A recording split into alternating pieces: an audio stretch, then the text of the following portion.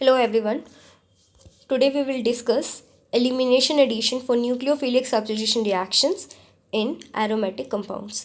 जैसा कि आप सब जानते हैं कि बेंजीन जो कि एक एरोमेटिक कंपाउंड है उसके अंदर इलेक्ट्रोफिलिक सब्स्टिट्यूशन रिएक्शंस ही होती हैं लेकिन आज हम पढ़ेंगे न्यूक्लियोफिलिक सब्स्टिट्यूशन रिएक्शन जिसके अंदर इंटरमीडिएट बनता है बेंजाइन।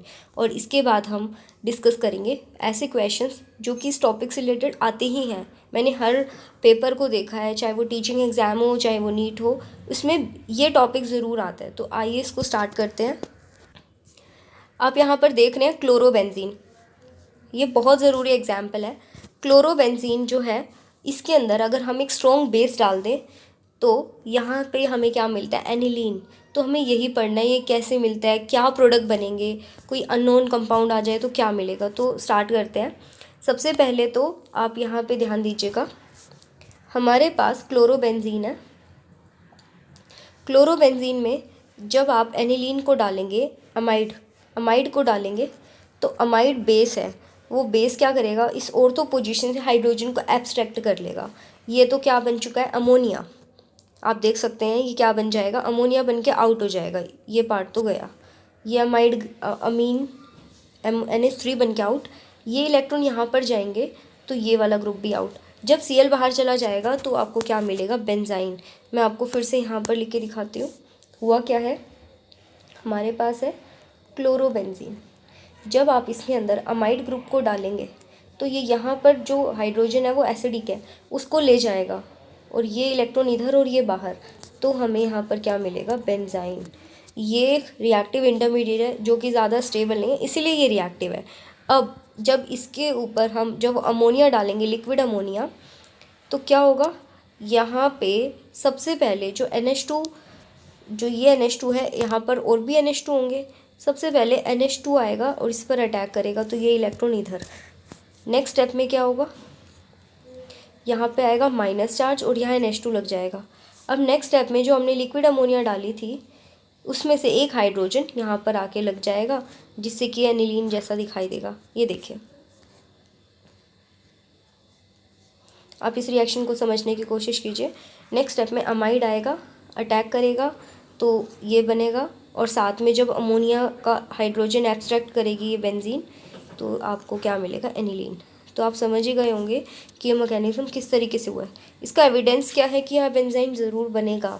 हमने यहाँ पर कार्बन 14 वाला कंपाउंड लिया, क्लोरोबेंजीन ऐसा लिया जिसके इस पोजीशन पे 14 कार्बन था, आइसोटॉपिक कार्बन। जब हमने सेम रिएक्शन इसमें करवाई तो हमें ये बेंजाइन मिला। कैसे पता हमें, बिकॉज हमें दो प्रोडक्ट मिले, एक में NH2 सेम पोजीशन पे था और एक में NH2 ऑर्थो पोजीशन पे। तो यहाँ पे ये तभी पॉसिबल है जब यहाँ पर क्या बनाओ, इस तरह का इंटरमीडिएट, क्योंकि जब ये इस पर अटैक करेगा तो इलेक्ट्रॉन यहाँ पर जाएंगे, यहाँ माइनस चार्ज आएगा, नेक्स्ट स्टेप में हाइड्रोजन। जबकि अगर ये इस पर अटैक करेगा तो इलेक्ट्रॉन यहाँ आएंगे और यहाँ माइनस चार्ज और फिर हाइड्रोजन इसकी जगह पर आ जाएगा। तो ये है बेंजाइन मैकेनिज़्म। आइए इस रिलेटेड कुछ क्वेश्चन करते हैं। ये कैसे पता बेंजाइन बना, हमने यही रिएक्शन ऑर्थो पोजीशन को ब्लॉक करके करवाई। तो जब यही सेम रिएक्शन करवाई तो नहीं हुई, ये इंपॉर्टेंट है। अगर दोनों ऑर्थो पोजीशन ऑक्यूपाइड हैं तो ये रिएक्शन नहीं होगी, क्योंकि यहाँ से एसिडिक हाइड्रोजन को निकलना है, बट एसिडिक हाइड्रोजन अवेलेबल नहीं है।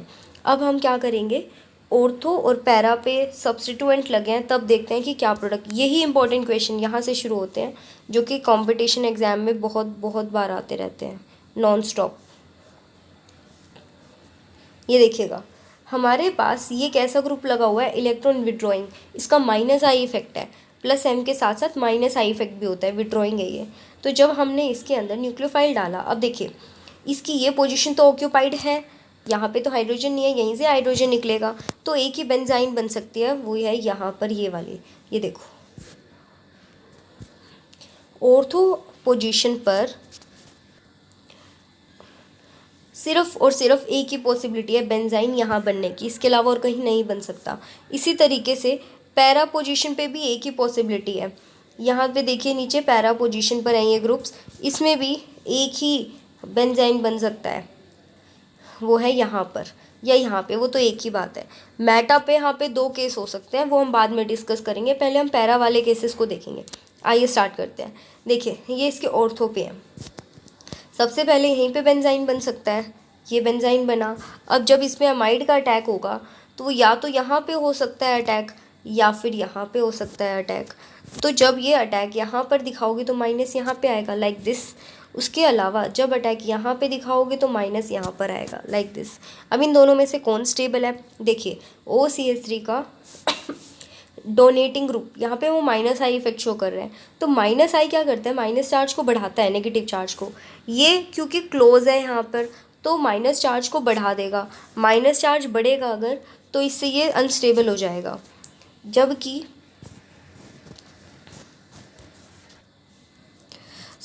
यहाँ पे इसका अगर माइनस आई इफेक्ट है तो ये क्या करेगा? इलेक्ट्रॉन बाहर की तरफ लेगा।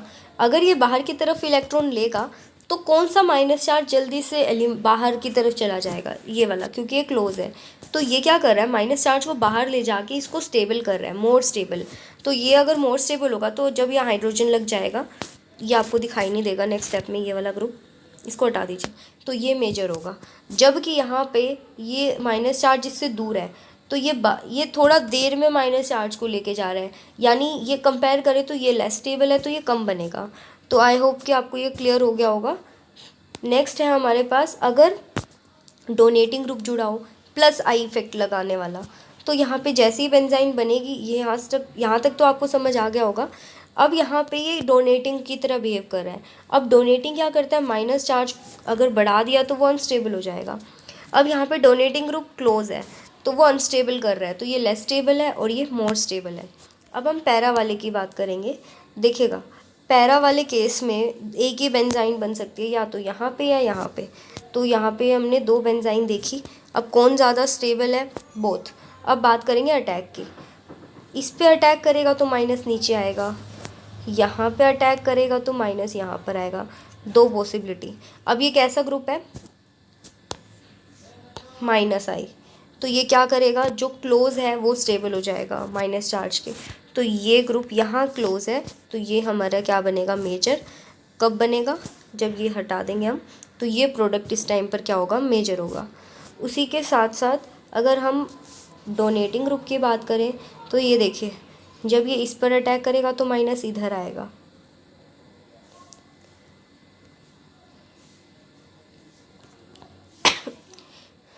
ये यहाँ पर अटैक करेगा तो माइनस यहाँ आएगा। इसके अलावा जब ये इधर अटैक करेगा तो माइनस इस पोजीशन पे आएगा। दो पॉसिबिलिटी हैं। अब ये कैसा ग्रुप है? प्लस आई, बढ़ावा दे रहा है ये माइनस चार्ज को। तो जितना माइनस चार्ज दूर होगा उतना बेटर है। तो ये दूर है तो ये मोर स्टेबल। अब हम बात करने वाले हैं मेटा की। जी हाँ, मेटा के केस में यहाँ पे दो पॉसिबिलिटियाँ, और तो पैरा में तो एक ही बेंजाइन बन सकता था, मेटा में दो पोजीशन से बेंजाइन बन सकता है। कैसे? यहाँ पे देखिए, ये इस हाइड्रोजन को ले जाएगा तो इधर बेंजाइन बन सकता था यहाँ पर, और अगर ये इधर से हाइड्रोजन को ले जाएगा तो यहाँ पे भी बेंजाइन बन सकता है।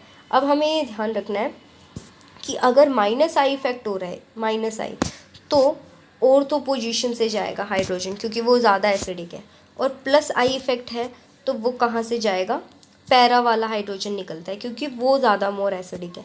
तो यहाँ पे ये केस तो चला ही गया, यहाँ से तो जा ही नहीं सकता। अब बेंजाइन बची है। अब इस बेंजाइन में दो पॉसिबिलिटियाँ हैं। जब ये अटैक यहाँ होगा तो माइनस इधर आएगा, अटैक यहाँ होगा तो माइनस इधर आएगा। कौन सा बनेगा वो आप खुद ही देख सकते हैं। जब हमारे पास माइनस आई इफेक्ट है तो जितना ज़्यादा माइनस चार्ज क्लोज होगा वो मेजर होगा, लाइक ये वाला। उसके बाद सेम नीचे वाला आप पढ़ लीजिए, बहुत आसान है। बेंजाइन बना, दो केसेस बनेंगे। दो केसेस में से कौन सा ज़्यादा स्टेबल होगा? जहाँ पे प्लस आई इफेक्ट वाला ग्रुप माइनस से दूर हो। तो यहाँ पे देखिए ये माइनस से दूर है तो ये मेजर। इसका कंक्लूजन देख लीजिए। आप एक चीज़ नोटिस कीजिएगा, क्या कि ये जो माइनस आई इफेक्ट जब हो रहा है, कोई इस तरह का सब्स्टिट्यूएंट है, तो ध्यान रखना ऑर्थो और मेटा वाले केसेस में सेम प्रोडक्ट मिलता है। ये इंपॉर्टेंट क्वेश्चन है कि अगर आपको एनिसोल वाला ग्रुप दे रखा है तो ऑर्थो और मेटा जो रिएक्टेंट है वो आपको मेटा प्रोडक्ट देंगे, सेम आपने पीछे देखा होगा। और उसके पैरा वाला है तो पैरा ही मिलेगा, पैरा पे मिलेगा आपको अमीन ग्रुप। जबकि अगर प्लस आई इफेक्ट वाला कोई ग्रुप है, जैसे टॉलवेडिन है या टॉलिन है, जो भी है, उस केस में आप देख सकते हैं मेटा और पैरा वाला आपको मेटा प्रोडक्ट दे रहा है, जबकि ऑर्थो वाला आपको क्या दे रहा है, ऑर्थो प्रोडक्ट। ये सिमिलैरिटी है, ये दोनों सेम प्रोडक्ट दे रहे हैं मेटा, और ऑर्थो वाला ऑर्थो पे ही लेके जा रहा है अमीन को। जबकि आपके पास जब माइनस आई ग्रुप है तो ऑर्थो और मेटा वाला आपको मेटा प्रोडक्ट दे रहा है और पैरा वाला पैरा पे ही दे रहा है। तो ये आप ध्यान रखिएगा, इंपॉर्टेंट है। तो अब इसका एक क्वेश्चन ट्राई करते हैं। इसमें बोला है when aryl halide is treated with very strong basic amide ion in liquid ammonia, आप समझ ही गए होंगे, तो वो एनिलीन में इसमें कौन सा इंटरमीडिएट बनता है। ये छोटा सा क्वेश्चन है, एग्जाम में आया हुआ है। इसका आंसर है बेंजाइन। और ये एक और एग्जाम में आया हुआ है, which of the following product is found when chlorobenzene react with sodamide. जब क्लोरोबेंजीन की रिएक्शन सोडामाइड से होती है तो क्या प्रोडक्ट मिलता है, तो ध्यान रखिएगा एनिलीन मिलता है। ये तो छोटे छोटे क्वेश्चन है, कई बार ये भी पूछा जाता है एग्जाम में कि आपके पास एनिसोल पे क्लोरीन एक क्लोरीन लगा हुआ है, ये नहीं पता कि कहाँ पर कौन से केस में आपको सेम प्रोडक्ट मिलेगा। तो इस तरह के क्वेश्चन भी आते हैं कि वो ऑर्थोमेटा है या मेटा पैरा है, जो अभी मैंने पीछे डिस्कस किया था, तो आप उसको लिख लीजिएगा।